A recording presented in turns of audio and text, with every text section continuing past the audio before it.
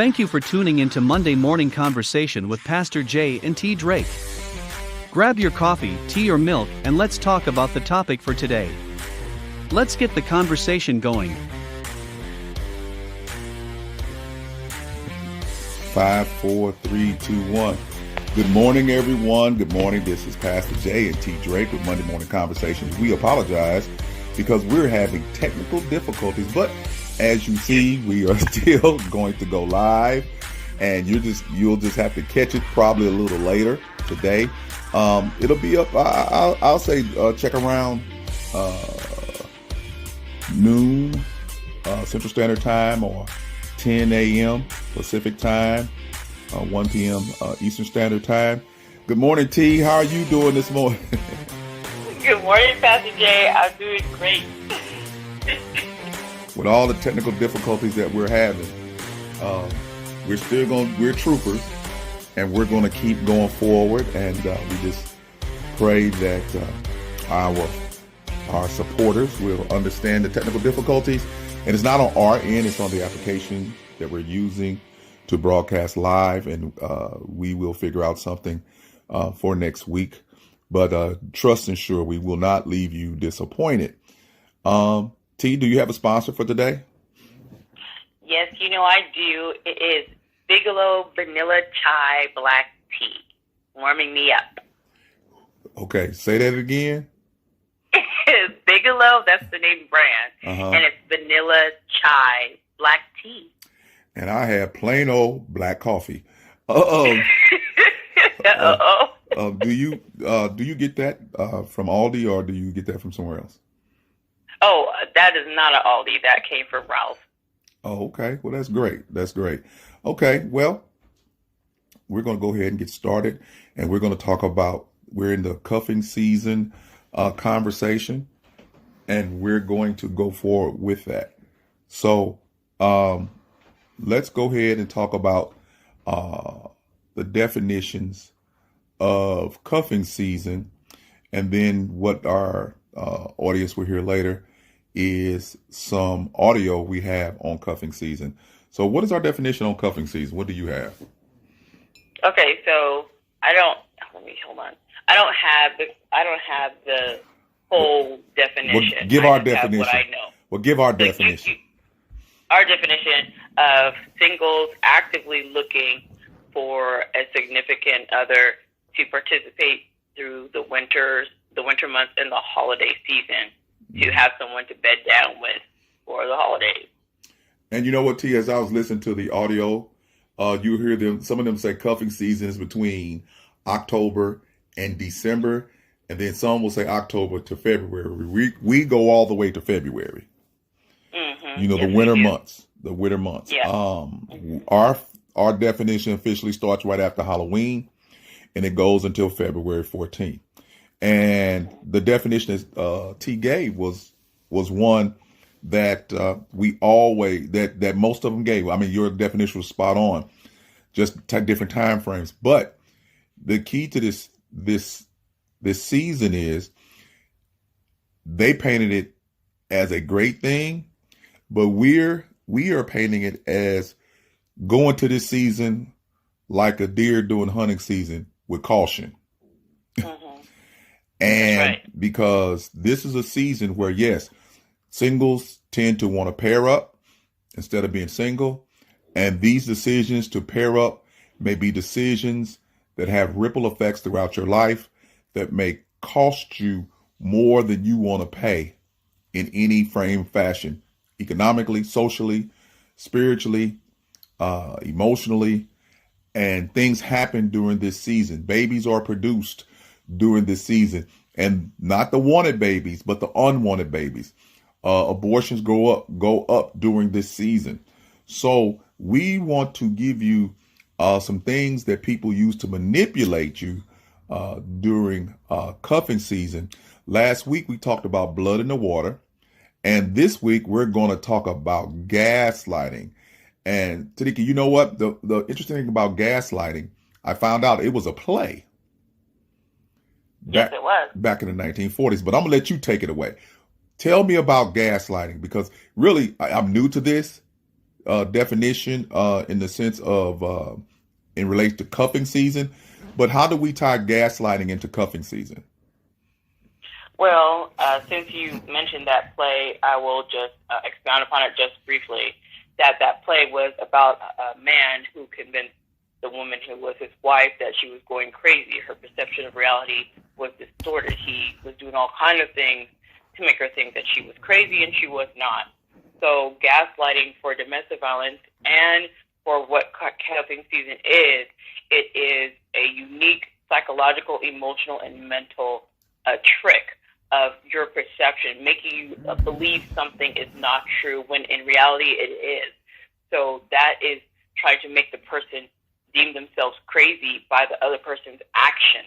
So gaslighting is always happening, and if someone can use it to their benefit, they will try to distort that person's perception of reality to make them confused, make them question their sanity to the point of sometimes to suicidal things on the other person's part, not the person who's doing the gaslighting.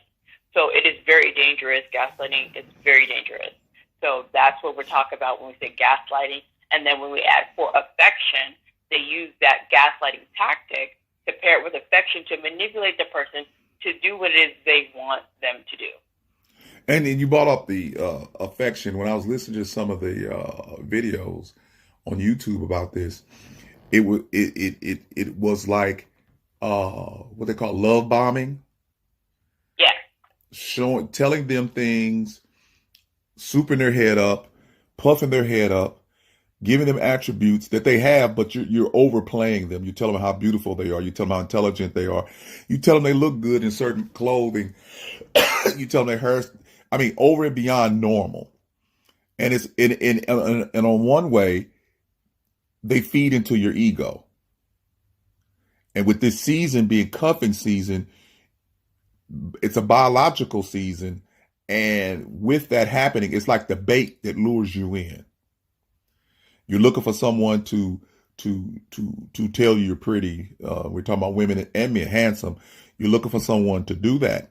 And their goal is to manipulate and control you down the line once you're hooked. So can you give us some examples of how dangerous it is? Like, what does that look like? Okay, so we'll go with the love bombing. So what that really looks like for someone who may not know is the person won't just say you're pretty, right? Mm-hmm. They will do things to shower them with gifts, do things past just talking. So they might be going out and be extremely showing a whole bunch of extra PDA. You might just think that they're calling you incessantly because they care. There's a lot of things that they do besides just telling a woman that she looks good. That's why it's called love bombing, because they bomb you with all types of things that a woman would deem beautiful. They give you flowers, they shower you with gifts, they say all types of things, you get cards, you get all kinds of stuff that you believe is really endearing. But that is just a trick, because the more that you love that, the more that they start to not do that, and you're wondering, well, what the heck happened? You were so kind to me before. You showered me with gifts. You gave me this. You took me out. You did all these things. That's just a tactic for them. And when they don't do that anymore, that was your love bomb, and then they turn into the real person that they are. And you might not ever get that again unless they go in what is known for domestic violence, is the cycle of violence when they're in the honeymoon stage, and they're love bombing you to go to the next phase, which is the tension phase. You do something, say something, and then the explosion happens when you get hurt. Same thing with cuffing season. They're going to do the same thing, except for this time, for gaslighting for affection, they want to maneuver, because it's a manipulation tactic, and they use it to get what they need. So they want to get affection from you. They want you to show them that you care about them, their situation, whatever it is, and they want you to maneuver. Even if that means going to the drastic part of saying they're going to harm themselves or harm somebody else, and when they really go off the rocker, they want to harm someone else. That's very dangerous, because they kind of mean it. They don't want to hurt themselves necessarily, but they want you to think that. Yeah. So we go from love bombing, and we made up a term called chameleon shark. Mm-hmm. So during the love bombing phase, they are chameleon. Right. They are trying to fit into your imagination of what you want to make to be. Right. And then once they hook you, they actually show that they're a shark. Absolutely. Your blood in the So, water. You're available. This is the season, and you're available, and you get the chameleon. You get right. what you see, what you want, your idea, your romanticized idea, somebody you want to spend the holiday with, somebody you want to spend a lot of time with. And then once they hook you, depending on their nefarious motives, then you get the shark. So part of the gaslighting was a distortion of reality. Because Correct. once the person gets hooked, and let's say the person realizes something's different, then it begins the distortion of reality. Like, no, that's not what I'm doing. Or no, that's not what I did. Or I didn't mean that. You know, you perceived it wrong. You know, I see that a lot. I heard men say it a lot, and they'll do this. I didn't mean to say that I was going to be your boyfriend. Right. That was, you perceived that, and I didn't mean that. Yeah, I didn't mean that. And then as a woman or man, and we can go both ways, you're going through your mind saying, we did this, you told me this, you told me this. And then they'll say, no, they didn't say that. And you know they did. So Absolutely. you begin to question your perception of the relationship and what it entailed versus what they're trying to say. And they're so strong in it that you begin to think that you're going crazy. Right, absolutely. And that's why they question, and that's what part of that gaslighting definition says, their perception of their own reality. So it's a preconceived notion from somebody else that they've given to that person. But just like you were saying, if you said that we were going out, we're dating, we're this and we're that, you said, I didn't tell you that. But yes, no, I didn't. So you must have lost your mind, because why would I ever tell you I'm going to date you? Why would I ever want to be with you? And then, yeah, that person's questioning. So when it starts in the very beginning, that's why this is not so easy. When people talk about domestic violence and cuffing season, people believe that people just walk into these relationships with their eyes wide open and thinking, didn't you know that person was a shark? No, you did not, because it's a bait and switch. They give you one thing and you get another. You do not get that person, because the person that was charming, that's the person that you wanted. They gave you the person that you wanted. You would absolutely love to go out with that person, date that person, be with that person. But when the monsters pull back, that is not the person they gave you in reality. So you'll never get to see them until actually they want what they want, and then they will show themselves to you. But it's not until they want exactly what they need, and then you figure out, okay, this person was not who I thought. I have been tricked. I have been hoodwinked, and they are totally something different. And you know what? The reverse gaslighting is, I think too, what you just said, it makes you think about the fact that one of the characteristics of a gaslighter is they have a distorted view of reality, for sure, in their motives of wanting to get what they want. Okay. Right. And they perceive acts of kindness, sex, a lot of things as solidified relationships. And I've been in situations whereas even though people were told that this is not going to happen or this is not going to happen their way, they continue to persist. And then when they are rejected for persisting, then they distort reality as if you did something wrong to them. It's like the one way, the one side is that you're being manipulated, but the shark or the alternative person comes out when the person who's being gaslighted says, no, that's not true. And they reject the distortion that's being put before them, because the distortion being put before them a lot of times tries to make that person who's rejecting the gaslighter feel guilty. You know, right. You know what I'm saying? Like, you hurt my heart. You did this to me. But you knew going in that I wasn't going to really be with you doing the cuff. You know what I'm saying? Cuffing season is, it's like we were gonna hook up and then you go on your way.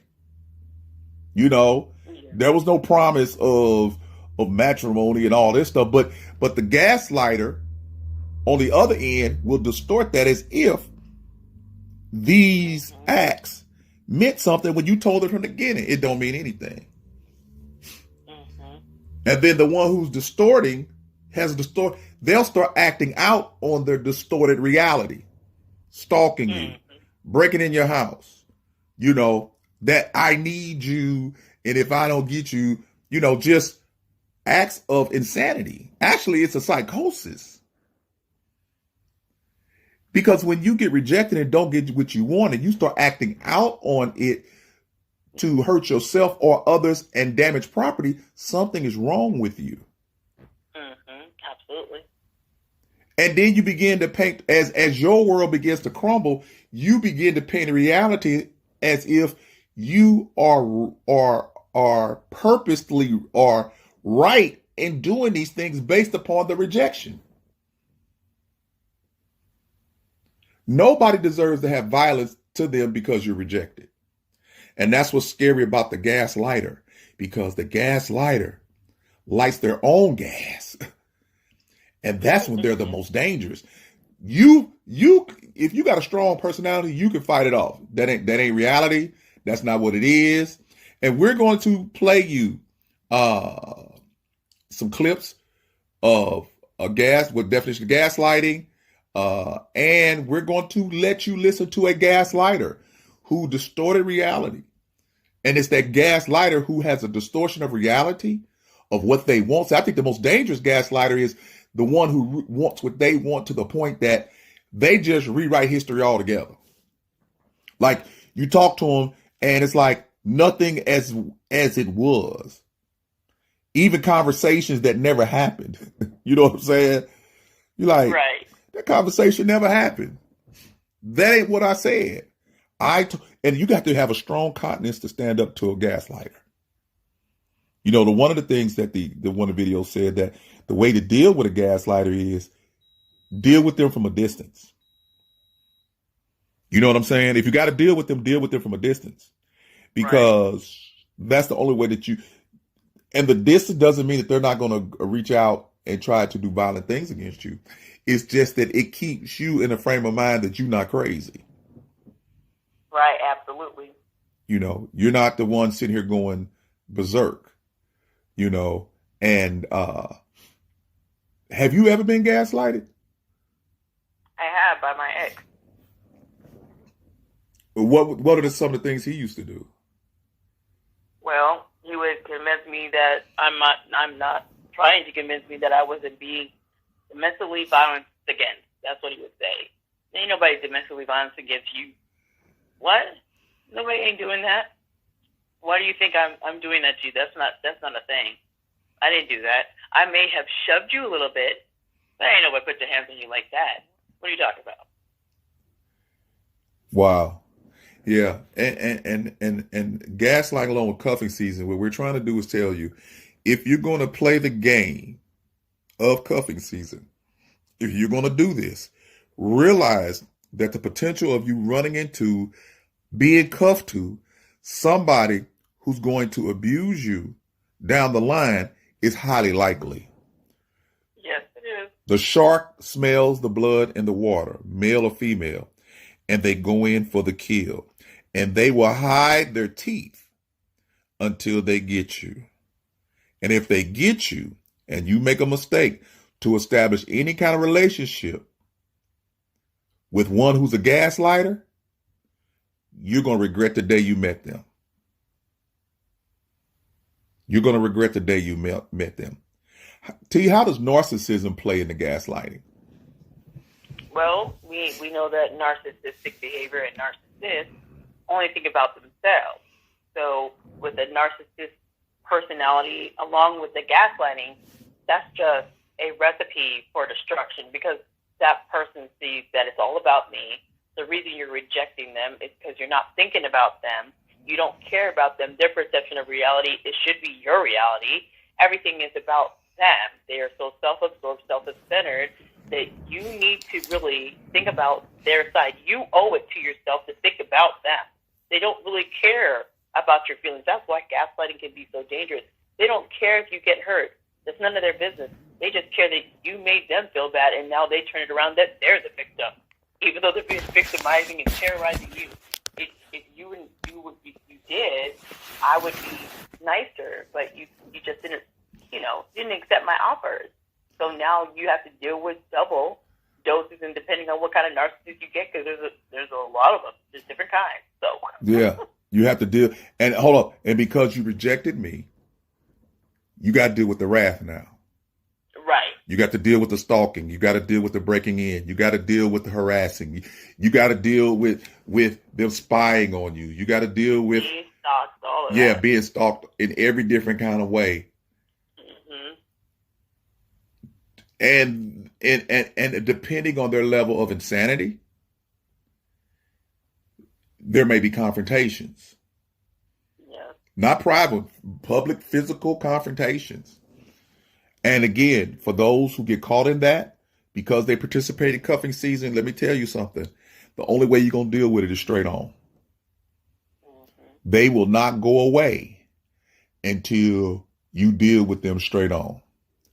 And it depends on how docile you act and you think they're just going to disappear. You have to remember, they are a shark, and what you've done is run away.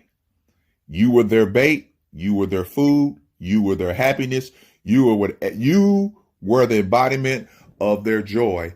And now you have decided you're not going to be with them. And then that shark comes after you. And during this season, now think how long this season is. Deer season is only a couple of weeks. This lasts from October to February. Okay. So depending on who you are and how solid you are in your understanding of this season, you can participate in this season and be safe. You think, T? You can get through cuffing season to be safe? Yeah, I mean, you can actually go on dates, have your fun, but not get hooked. Oh, I believe that everybody could do that. Just knowing like how you and I are doing, just presenting the signs that are very clear, and as long as you keep within your parameters and set up those boundaries, everybody should be able to be fine. But if you break your own boundaries, then yeah, there's a lot of stuff that could happen dangerously. But everybody should be able to date fine without no issue. Right. And you said something. When you break your own boundaries, can you explore that a little bit more? When you break your own boundaries, what happens? Right. So we have people, and I'll just say myself, for example, if I set up a boundary that I say, I'm going to go out to this coffee shop. We're going to sit there. We're going to drink our coffee. And in my head, I make my own boundaries. I am not going to go back to this person's home. I'm just going to leave, and we can schedule another time. Now, that's my boundary. The other person doesn't know my boundary. But if I break my own boundary and then I vocalize it, hey, you know what? I don't want to go back to your house. And then I end up going back to that person's house. That person knows, now they know my boundary that I set up for myself. I vocalize it, said it. Now the person knows, well, come on back to my house. No, I don't think I should. You break your boundary, and then you end up in that person's home. And, of course, who knows what happens then. But you broke that boundary, and you have made yourself unsafe now. You set up the boundaries to protect yourself and keep yourself safe, and then you went out of that boundary, out of the parameters you set for yourself, and you just broke all your own rules for yourself, not for other people, but to keep yourself safe. Yeah. And I think, too, depending on kind of personality you have, you go to, let's do the same scenario. You go to the coffee house, and you have decided that you're not going to go back to that person's house. You're not going to, you're going to have coffee, enjoy the company, enjoy the time, and then go on your way. I think if you're the kind of person who normally breaks their boundaries, and you know that, you need to analyze yourself. You need to not verbalize it. Because if you verbalize it and you break it, you give them a lot of power. Because then they know everything you say that is a boundary, you going to break. They didn't break your boundary. You broke your boundary. But they're going to be empowered by the fact that you don't even trust yourself. Mm-hmm. So it'd be better for you not to say nothing and keep hold to the boundary. You know what I'm saying? Don't verbalize it. Just, hey, I gotta go. Create ways of escape. Or I left, something silly. I left something on the stove. Anything. Have somebody call you. Set it up. Hey, I want you to call me in about 2 hours and just sit on the phone with me no matter what I say. Just go, okay. And then you can say, hey, look, I gotta go. I got a, family thing I need to deal with. I'll see you the next time. Bam, you're gone. You escaped. You have wanted to break your boundary, but you brought yourself under control. Take the time to think. We were talking about this the other day. Cuffing season is exasperated and multiplied in its power due to the fact of cell phones, media, text, and all of that, because people don't have time to think. You have to make a decision right then and there. You know what I'm saying? It's like this: you sit in front of this person, they love bombing you. They're getting into. You have to know yourself, and your buttons are being pushed, and you have to ask the question: is there a motive behind this that I can't see? And I think the safe thing is to assume that there always is. And how nefarious or good it is depends on the person. You don't know. The person's a chameleon right now. You don't know. But if you err on the side of it may be nefarious, then you should most likely control yourself. Because now you got to hold on. You even sense that it's not going to work for real. You got to bring yourself under control and leave that situation, or distance yourself to not be in that situation to be hooked. Because how many of us, let's be real, have hooked up with people we know that down the line it may kill us. It don't mean really physically, but I mean it's not good because our flesh wants what it wants because it's cuffing season. Your desire to mate is stronger than your common sense. Let's put it that way. Real talk. Your desire to mate is stronger than your common sense. And that's what cuffing season does. It puts you just don't understand. Any other time you recognize it, but this season, the nights are longer. Holiday season, you got all the major religious holidays during this season. Think about it. And you got the pagan holidays during this season. So this is a season where fertility during this season, all of that is during this season. And you have to navigate that because it's cuffing season and you may be gaslighted. Now I want to ask you another question about gaslighting. We talked about the narcissist. We talked about the love bombing. The distortion of reality.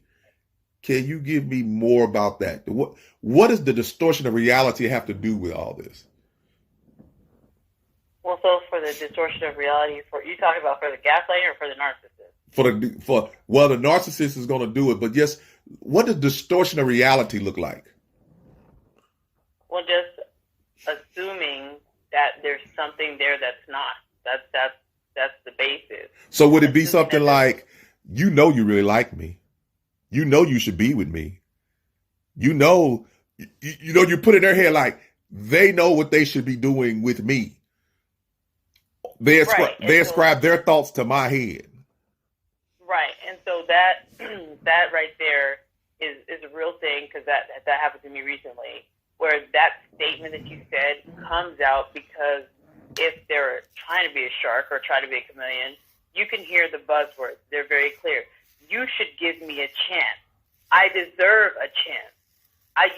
Any woman or man does not deserve anything, and you owe anybody nothing, not even a relationship. Say that again. Say that part again. Say that. So for the people in the back, you said nobody deserves what?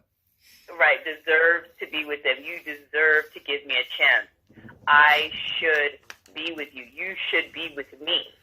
And those buzzwords, those buzz phrases, listen to sometimes, like you said, during cuffing season, we also, not just in church, but in our lives, sometimes when it comes to relationships, we turn our minds off and we don't listen to what people are saying because they're telling you what they are already. And if you hear those red alert phrases, listen, you should be with me. You should give me a chance. I deserve a chance. You owe it to yourself to give me a chance. All those things are putting it in your court, and all those things you need to be like, you know what? Actually, I don't have to give you a chance. Well, I deserve a shot. No, you don't. A shot on my account? You don't deserve a shot. You don't deserve an opportunity because I don't want to give you one. Well, that's not cool. You should give me a shot. And let me say this and with real talk. Just because you were intimate with somebody doesn't mean that they have to spend the rest of their life with you. Absolutely. Okay? Because what ends up happening, part of that love bombing, is you end up falling for it. You end up having sex with them, and hold on, you think you under control, and you find out this person is plumb crazy, and because you've been intimate with them, and this is reverse gaslighting that normally happens with females to males, or male, it can happen males to females, because you've done this with them. You think that you have a right to be with them for the rest of their life, but they told you up front that that wasn't going to be. But you thought that you was going to change the shark. You thought you was going to change that person. You thought that because when you be intimate with them, they're locked into you. And a lot of times, a lot of this abuse happens when one party thinks more of sex than they should in today's time. Now we know biblically how it's supposed to go, but let's reality. We've changed it into being fluid. We changed it into a whole bunch of things, and people are having sex without marriage since the beginning of time. And what we have to understand is the society that we live in today doesn't place a value of lifetime relationship because of it. And if you think, male or female, that because you did this, the male, I did this with you so I should control you, or the female, you did this with me and you should marry me or you should be with me and we boyfriend and girlfriend, one of you is distorting the reality, one, of the culture of today, and possibly you may be the gaslighter. You follow me? I do. You may be the gaslighter because you begin to distort, you take something out of its context and make it something that it's not. It'd be different if you said this. Let me give you a way. It'd be different if both of y'all, before y'all was intimate, say, okay, once we're intimate, we're going to get married. Both of y'all understand, right? We going to get married. But 9 times out of 10, it's in the heat of passion. You don't know what that other person's thinking. All you know is that at this moment, you want to hook up. But you don't know ramifications of hooking up with that person until after it's over with and the weirdness kicks in. On one side or the other, male or female. The weirdness kicks in. And you're like, that ain't what I perceive the direction we going. And you like, but you took me out to dinner. You brought me the movie. Well, the shark will say, well, yeah. Excuse me. And I got what I wanted. And I'm ready to move on. I've devoured you. I'm ready to move on. But the bait will say, well, you've taken advantage of me and you got to stay. I think you could be gaslighted both ways. What you think about that? I think you have two people, the bait and the shark, gaslighting each other. That's probably very much true. But the thing, like you said, is both people, and that's probably why sex should probably be out of the equation. Right. It gets distorted. It always is distorted. I'm not saying males can't get distorted, but 9 times out of 10, okay, there's that 1% that don't.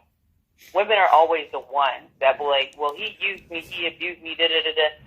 If you're going to play the game and you're going to get in bed, trust and believe you're going to get hurt. Because when he decides that you're no longer worth it anymore and he sees a new booty being real, you're no longer valid. So your feelings, your everything, it doesn't make a difference.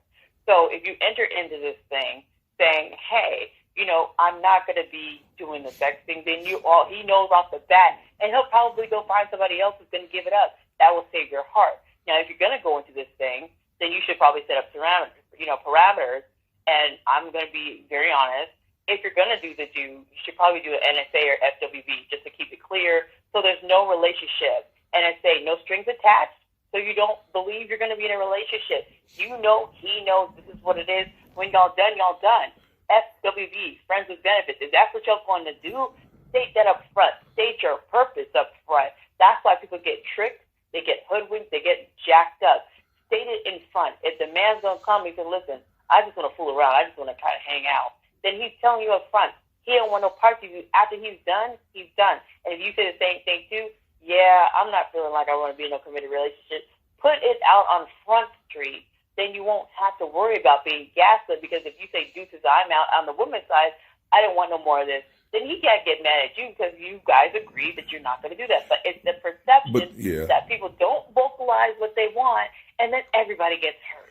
And then, even if they do, assume, depending on what the shark or the bait, assume the person's lying.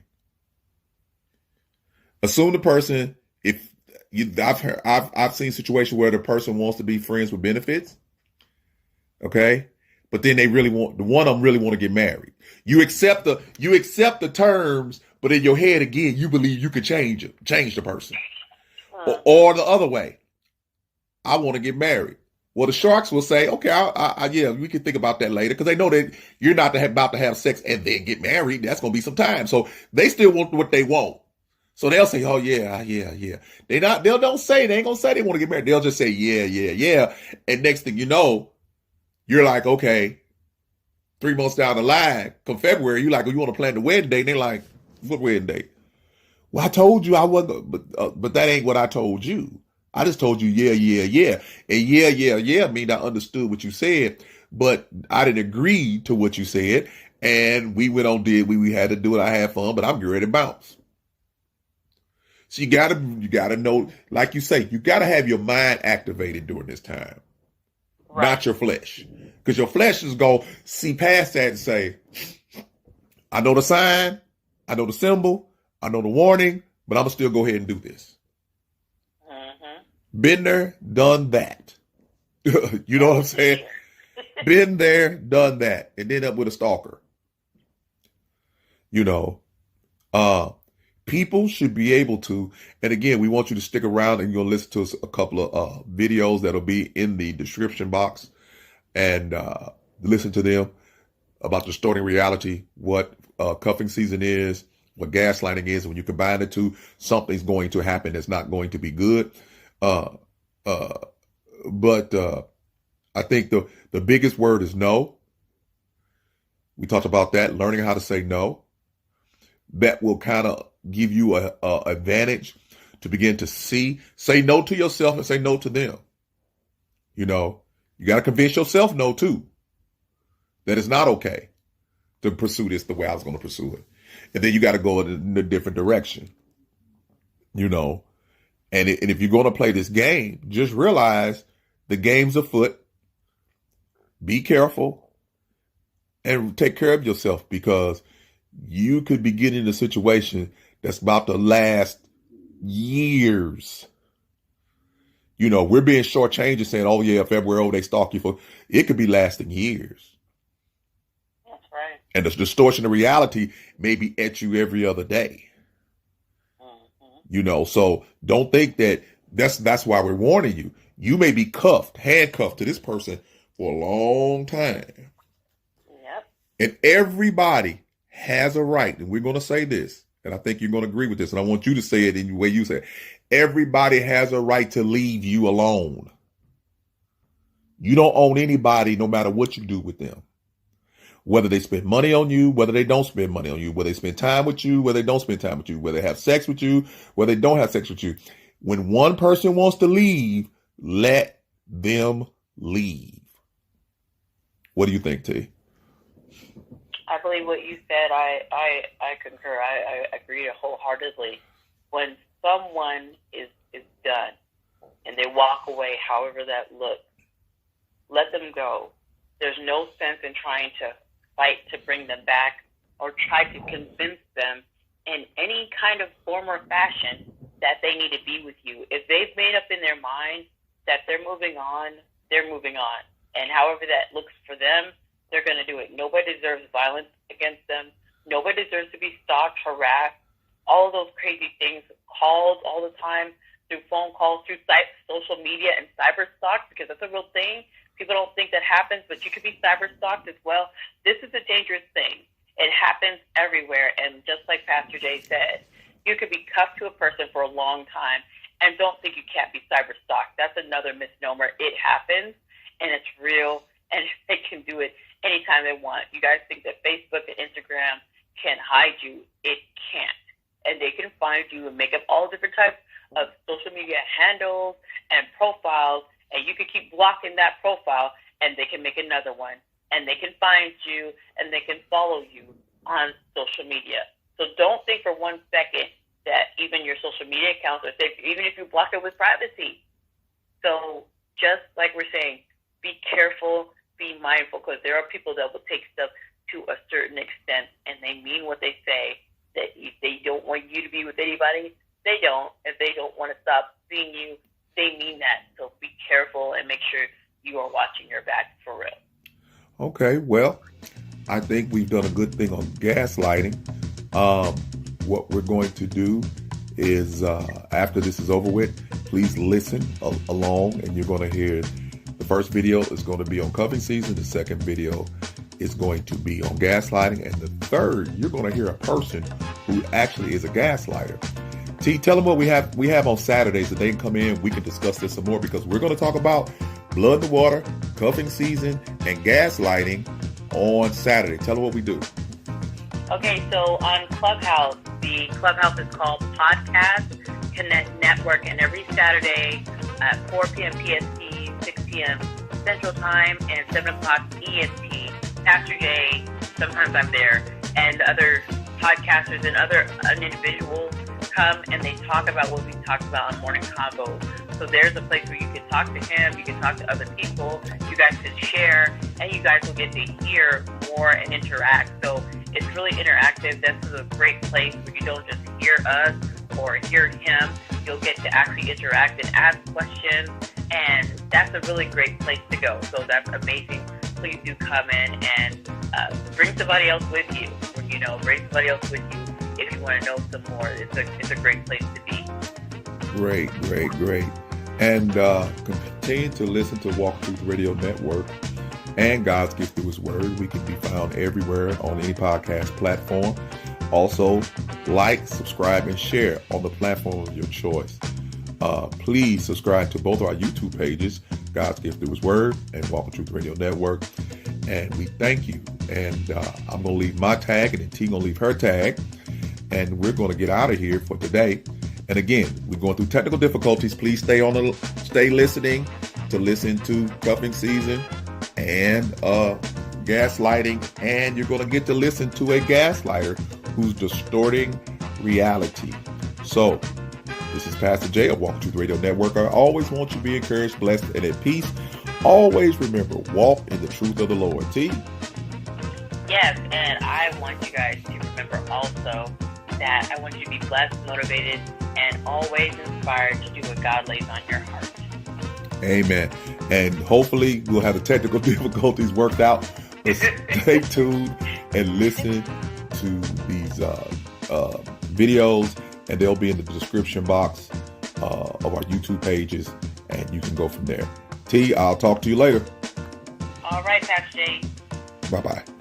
Bye. Good morning, Willis Butcher. I'm calling you because I love you. Read Romans 2. Read the Proverbs, my love. That woman is a seductress, and she seduced you, and she destroyed our relationship and our marriage. My love, fight those generational curses. Fight your own flesh. I don't know why you choose to continue to do this, why you continue to reject the marriage that God had for us, for you, for me. But that woman is a seductress. man, my own foolishness for going to her birthday party, where she stood there and told you she's been known to be a cheater. She was a married woman who went after you. Just because you got divorced and she got divorced, that's not right and that's not righteous. The only rightful thing that you can do is to return to me and work these things out, my love. Reject that. Reject that seductress. You are being bewitched, my love. You're being bewitched. I pray for you, Willis. I pray for you. Listen to her. You know, the most heartbreaking day, if you continue this, is when you're actually going to open your eyes and you're going to see that she's trying to seduce someone else. Listen to her voice.